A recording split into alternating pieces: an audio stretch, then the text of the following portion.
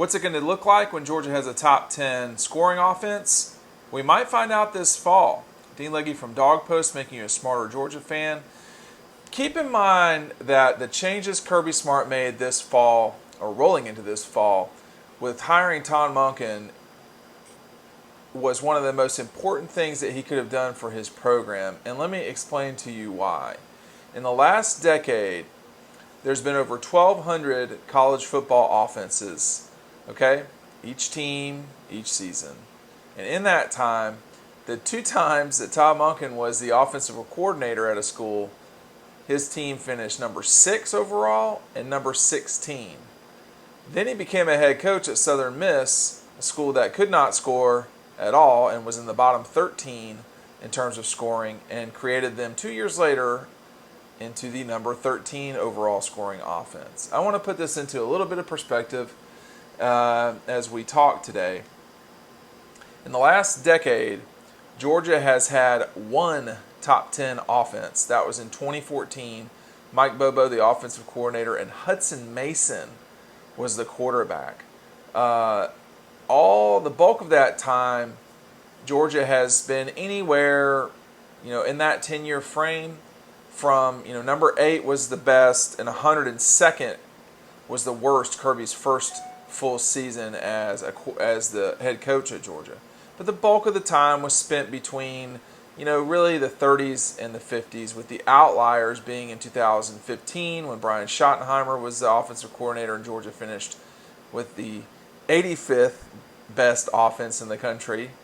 And then obviously 102 in 2016 and number 8 in 2014. So we've not seen Georgia really explode. Only once this past decade have the Dogs had a season where they scored more than 40 points. We do need to recognize to some degree that everything has changed in the SEC. It's gone from defenses really dominating to scoring being very normal. But at the time at Oklahoma State, obviously the Big 12, you're going to score a lot of points in that conference.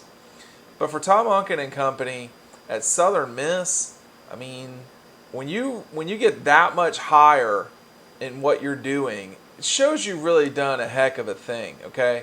So coming into the 2020 season, as complicated a schedule as Georgia's got, the trip to Alabama, obviously starting off with Virginia, and then you got to deal with the Gators in Jacksonville, Auburn at home, and Tennessee at home, and everybody else. They're going to return the number 1 defense in the country.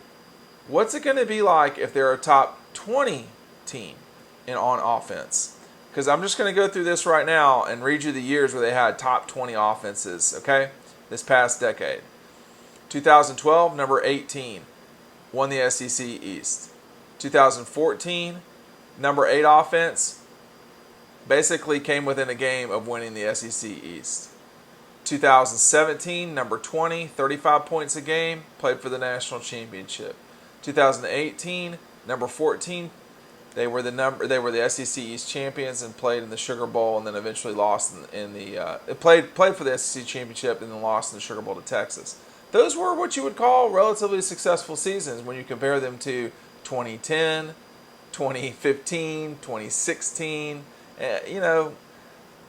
Those earlier in the part of the decade teams didn't have number 1 defenses to rely on like last season's team, which wound up number 49, scoring just barely over 30 points a game. Today's college football world, you're going to have to get closer and closer to 40 points. Monken has proven in his time in college football that he can do that. I think that's something that you should be watching out for as Georgia gets ready for the 2020 season. I've got something ready for you right now as well. Click right up here. It's a playlist getting you ready for Georgia's 2020 season, which is right around the corner. You don't want to miss out on being prepared for what is going to be a turbulent season. I mean, we are insiders. We understand what's coming, and we let you know what it will be. Make sure to click on that. Dean Legge from Dawgs making you a smarter fan. We'll see you on that playlist.